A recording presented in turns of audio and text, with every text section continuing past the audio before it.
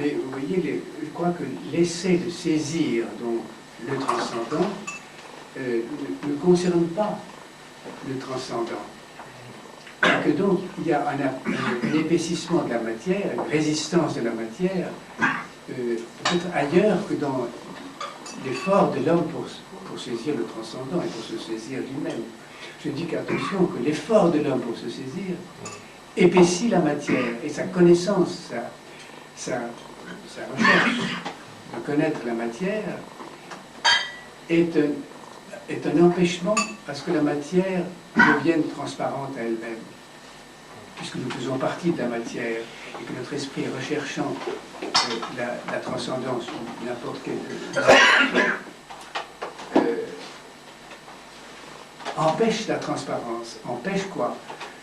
Que la matière soit pur néant, pur reflet, pur finalement fantasme, comme j'essaie de le dire, pure imagination, pure irréalité. Mais ce qu'on n'a pas vu jusqu'à présent, et ce qu'on voit de mieux en mieux, que c'est cette irréalité qui est la matière. Vous pensez que la matière est le contraire de l'irréel, mais c'est l'irréalité qui est la matière. Ce qu'on appelle le métaphysique, ce qu'on appelle l'abstrait, ce qu'on appelle la force, etc. Et non pas le transcendant où Dieu donne la matière, crée la matière.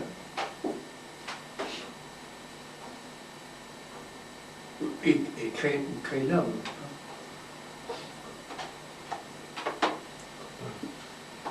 Vous voyez, c'est ça le saut, Pascal. La mise en relation de protagonistes qui n'existent pas et avec qui aucune relation n'est possible.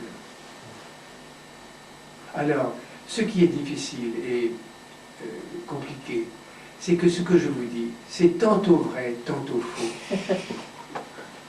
C'est une allée et venue continuelle. Et on dit, mais alors, vous savez, parce que vous avez dit ça hier. Oui, c'était valable hier. Il y a un contre-courant qui fait que c'est valable autrement aujourd'hui.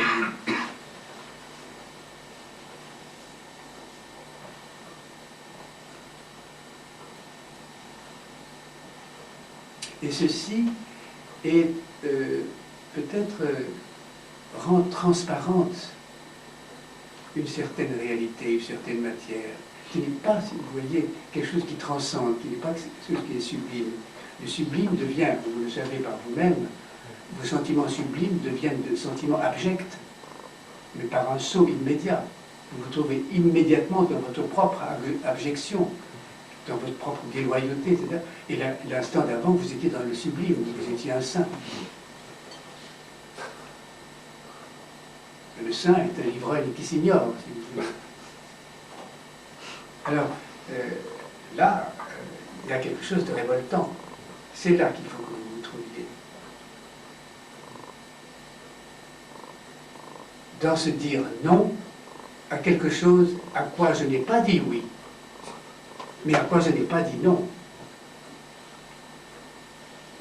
Je veux dire que c'est pas aussi clair et aussi simple qu'on croit de réfléchir. On réfléchit sur des vieux mégots, sur des choses qui ont déjà été fumées et qui sont brûlées complètement. Reprenez la question depuis le début. Alors, prenez votre cigarette, allumez-la, voyez comment ça se consume. Et voyez comment elle devient vestige d'elle-même, qu'elle continue à être tout en étant dépassée.